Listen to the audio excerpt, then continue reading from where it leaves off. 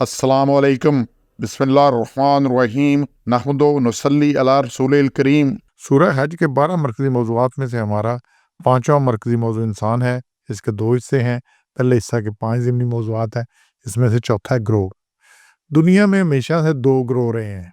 यहाँ भी बात इसी तरह ग्रोहों की आ रही है कि ईमान लाने वाले अल्लाह ताला के फरमाबरदार हैं और नाफरमान कुफार व मुशरिकीन हैं। ये आयत 19 में ऐसे आ रहा है कि ईमान लाने वाले अल्लाह के या एक ग्रोह ईमानदारों का है, ईमान लाने वालों का, दूसरा बेईमानों का है। जो ईमान वाला नहीं है वो बेईमान है, वो बेईमान है।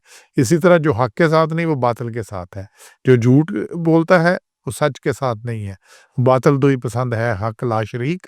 तो हक के साथ कोई शरीक नहीं है। हक अल्लाह का भी नाम है, हक के साथ बातिल दो ही पसंद। बातिल कहता है 2 हो जाए, 200 हो जाए, जितने मर्जी हो जाए। इसलिए उन बातिल के खुदा ही ख़त्म नहीं होते। कितने हैं जनाब, ईसाइयों के 3 है, फिर किसी ने कुछ बना ली, किसी ने कुछ बना लिए, यहूदियों ने बना लिए। हिंदुओं के तो ख़त्म नहीं होते, करोड़ों में चले जाते हैं, हर चीज़ उनकी खुदा बन गई। तो ये बातिल दो ही पसंद है। बातिल कहता है वो आने दो, और हक ला शरीक। तो शिरक में आना, हक को बातिल ना कर कबूल। तो हक और बातिल को कभी मिलाना नहीं है। तो ईमान लाने वाले अल्लाह ताला के फरमाबरदार हैं। जो नहीं फरमाबरदार वो नाफरमान है, वो कुफार व मुशरिकीन है। ये देखिए 15 को हाज़ा ख़स्मान इख्तसमू फ़ी रब्बिहिम। ये 2 ग्रोह हैं, 2 फरीक हैं जो झगड़ते हैं अपने रब के बारे में। तो 2 ग्रोह कौन से हैं? एक अहले ईमान, दूसरा बेईमान। दूसरा बेईमान कौन है? जो अल्लाह के फरमाबरदार नहीं है। फिर आगे अल्लाह ने बात की उनके साथ सलूक क्या होना है। जो कुछ होना है वो है, फिर उनके जहन्नम में जाएंगे और फिर ये कुछ होगा उनके साथ। तो ये बुनियादी तौर पे 2 ग्रोहों की बात आ रही है।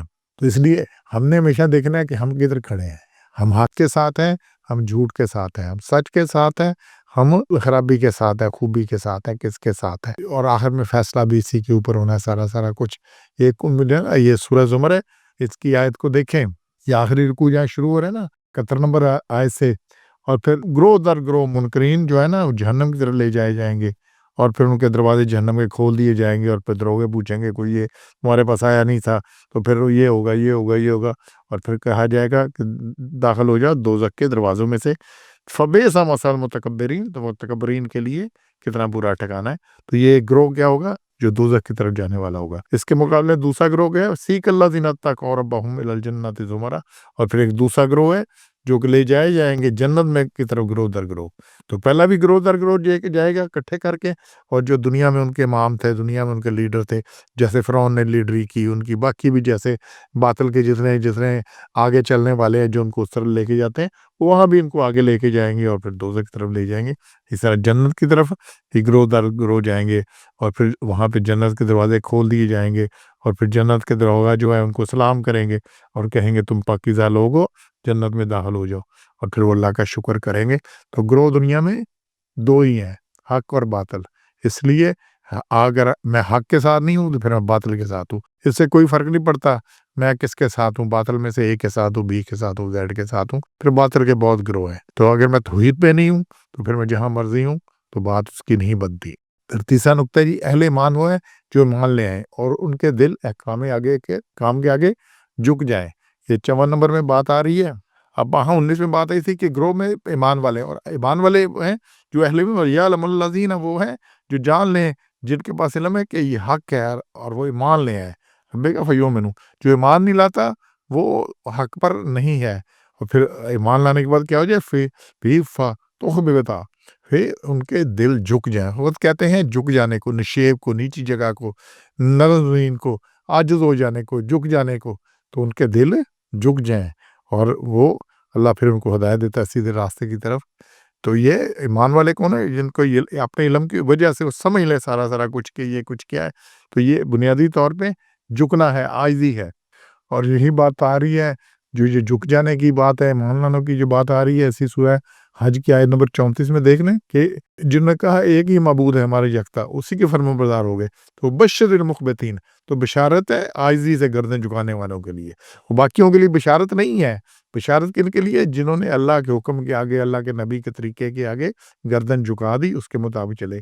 तो फिर इसी में आगे फिर 35 में उनकी तशरीह आ रही है कि आजिज़ लोग कौन हैं?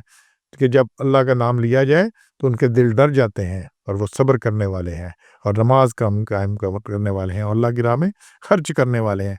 तो ये हैं जो वो झुक गए। जैसे ڈرا ہی نہیں، اللہ کا نام آ گیا، پھر اپنی مرضی کرتا رہا، صبر اس نے نہیں کیا، نماز اس نے نہیں پڑھی، باقی اس نے اچھا نماز جماعت کے ساتھ ہے، دن میں 5 دفعہ، یہ فرض ہے۔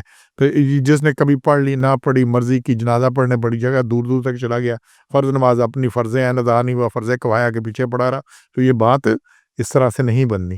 اور پھر اسی مختین کی بات آ رہی ہے عاجز لوگوں کی، سورہ ہود ہے 11 نمبر، اس کی آیت نمبر 23 میں، کہ جو لوگ ایمان لائے اور نیک اعمال کیے، اخبتو اور عاجزی اختیار کی اپنے رب کے سامنے، وہی جنت والے ہیں، اس میں ہمیشہ رہیں گے۔ تو جنت کن کو ملنی؟ ایمان، اعمال صالح، اور اس کے بعد عاجزی، اس کے بعد اکڑ نہیں، اس کے بعد یہ نہیں کہ بس ہم شما دیکھ رہے نہیں، اس میں ہی میں ہوں جو ہم کر رہے ہیں، تو اس ایمان کا یا اس نیک عمل کا گردن پہ اکثر نہ آ جائے، اکڑ نہ آ جائے، تو اس کو عاجزی اختیار کرنی ہے، تو یہی ہے۔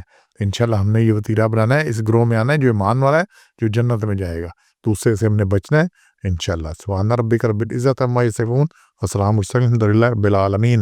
سبحان ربک رب العزت عما یصفون وسلام علی المرسلین والحمد للہ رب العالمین۔